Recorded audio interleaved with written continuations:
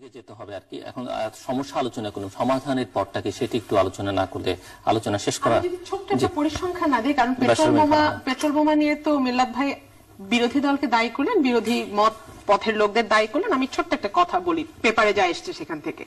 5ই ফেব্রুয়ারি জীবননগর যুবলীগ কর্মী পেট্রোল বোমা সহ আটক, যুগান্তর। 6ই ফেব্রুয়ারি কুমিল্লায় 2 যুবলীগ কর্মী পেট্রোল বোমা সহ আটক, নিউ এজ। 2রা ফেব্রুয়ারি সোহরাওয়ার্দী কলেজের ছাত্রলীগ কর্মী বোমা সহ আটক, বাংলাদেশ প্রতিদিন। 19শে জানুয়ারি নরসিংদী আওয়ামী লীগ নেতার ছেলে পেট্রোল বোমা সহ আটক। 5ই ফেব্রুয়ারি 14 গ্রামে পেট্রোল বোমা সহ 2 যুবলীগ কর্মী আটক। মানব জমিন 18ই ফেব্রুয়ারি ফেনী লক্ষ্মীপুরে অস্ত্র সহ যুবলীগ ছাত্রলীগ 2 কর্মী আটক। শীর্ষ নিউজে এসছে, তারপরে সমস্ত অনলাইন পত্রিকা শীর্ষ নিউজ এবং তারপরে সমস্ত পত্রিকাতে এসছে যে ঢাকা জেলা ছাত্রলীগের সাংগঠনিক সম্পাদক পেট্রোল বোমা সহ আটক। রাজধানীর কদমতলী এলাকা থেকে 4টি পেট্রোল বোমা ও 5টি ককটেল সহ ঢাকা জেলার ছাত্রলীগের সাংগঠনিক সম্পাদক নূর হোসেন ও তার বড় ভাই কামালকে আটক করেছে র‍্যাব 10।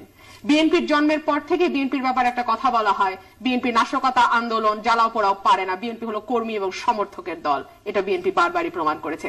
ওনাদের বড় বড় নেতারা বলেছেন বিএনপি আন্দোলন তো লুঙ্গি পরে সামাল দেওয়া যায়, বিএনপি আবার আন্দোলন জানে নাকি। বলা হয়েছে লাঠি ছেড়ে রড নেবেন এবিএম মহিউদ্দিন চৌধুরী। নারায়ণগঞ্জ 4 আসনের সংসদ সদস্য আমাদের সোনার ছেলে শামীম ওসমান বলেছেন র‍্যাব পুলিশ বিজিবির দরকার নাই, দরকার শুধু একটা নির্দেশের, এটা পেলেই উনি ওনার দলবল সহ বিএনপি ধ্বংস করে দেবেন। আজকে আমি দেখে আসলাম আমাদের সুদর্শন সমাজ কল্যাণ মন্ত্রীও বলেছেন মাটির সঙ্গে মিশায় দাও যেন লাশটাও আর দেখা না যায়, এটার নাম আওয়ামী লীগ। এগুলো বললে সন্ত্রাস হয় না, নাশকতা হয় না, শুধুমাত্র মান্না সাহেব টেলিফোনে রাজনৈতিক আলাপ করলেই নাশকতা আর সন্ত্রাস হয়। আচ্ছা, আরো কিছু কথা আমার আছে, একটা ছোট্ট গল্প বলি। এক লোককে ঠেলতে ঠেলতে ঠেলতে ঠেলতে দেয়ালের দিকে নিয়ে গেছে। ওই লোক তখন বলছে ভাই এখন আমি কি করবো? তুই কিও করতে পারবি না। এখন আমাদের যে অবস্থা, আমরা কিও করতে পারি না, নাশকতা তো বহুত দূরের কথা। তো সমাধান কিভাবে হবে? সমাধান স্যার একটা কথা বলেছেন খুব সুন্দরভাবে, সমাধানের দুটো রাস্তা। একটা হচ্ছে দমন। বিএনপিকে আপনি নিশ্চিহ্ন করে ফেলেন, বিএনপি সহ 20 দলীয় জোটের যত নেতা কর্মী আছে নিশ্চিহ্ন করে ফেলেন। ভাই আমাকেও নিশ্চিহ্ন করে ফেলেন, কারণ আমি তো আপনাদের মতের সাথে একমত নই। নিশ্চিহ্ন করেন আমাদের যত ভিন্ন মত ভিন্ন পথ আছে, শেষ করে ফেলেন। আর দ্বিতীয় পথ হচ্ছে সংলাপে আসেন, সমাধানের চেষ্টা করেন। সংলাপের কথা বললেই তো আপনারা বলেন আমরা নাশকতাকারীর সঙ্গে বসি না, পেট্রোল বোমা মারার সঙ্গে বসি না। কারা নাশকতা করছে সেটা তো দেখিয়েই দিলাম। তারপরেও বলি, for the sake of argument, তারপরেও বলি আপনারা কি হিল ট্র্যাক্সের সমস্যার সমাধানের জন্য বসেন নাই? আপনারা কি হেফাজতের সঙ্গে বসেন নাই? আপনারা কি যখন গত টার্মে নাসিম স্বরাষ্ট্রমন্ত্রী ছিল তখন দক্ষিণ পশ্চিমাঞ্চলের সর্বহারাদের সাথে আপনারা বসেন নাই? আপনারা বসেছেন। কেন বসেছেন? বৃহত্তর স্বার্থে বসছেন, দেশের স্বার্থে বসেছেন। আজকে আপনাদের আহ্বান করি বৃহত্তর স্বার্থে, দেশের স্বার্থে সংলাপে বসুন।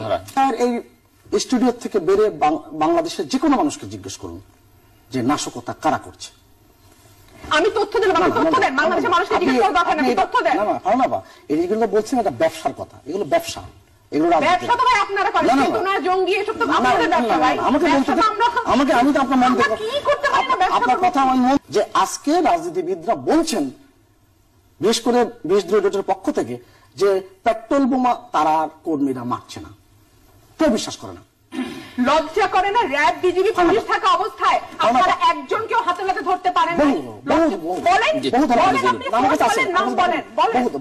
অত বড় বড় কথা বলে নাম বলেন। নাম বলছি আমি, বলতে নাতে ধরা হয়েছে একদিন। গান পাউডার দিয়ে মানুষ মারার ইতিহাস কারা সৃষ্টি করেছিল? রেল লাইনের ফিশ প্লেট কারা তুলেছিল? বন্দর দিনের পর দিন কারা চলে রেখেছিল? আমি তো আপনার মতন জোরে বলবো, আমি জোরে আপনি শুনতে পারেন। আমি তো বলছি সেক অফ আর্গুমেন্ট বলছি।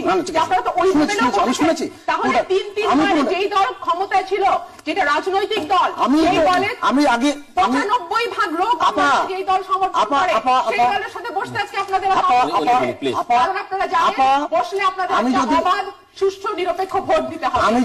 আয়োজন করতে হবে, সেটা করলে আপনারা নিজের জায়গা থেকেও নির্বাচিত হতে পারবেন, এটা আপনারা জানেন। আমাকে বলতে দেন, আপনি কি করতে দিয়েছেন? নিজে ভোট দিয়েছেন মিল্লাত সাহেব? আমার ভোট দিয়েছেন আপনি তো ভোট দেননি, আপনি তো বাড়িতে পুড়িয়ে দিয়েছেন। এখন একটি অবাধ সুষ্ঠু নির্বাচন, আপনি অবাধ সুষ্ঠু নির্বাচন কোথায় পেয়েছেন? কোথায় পেয়েছেন? বিএনপির ইতিহাসে কোথায় হয়েছে? আমি তো উদাহরণ দিলাম।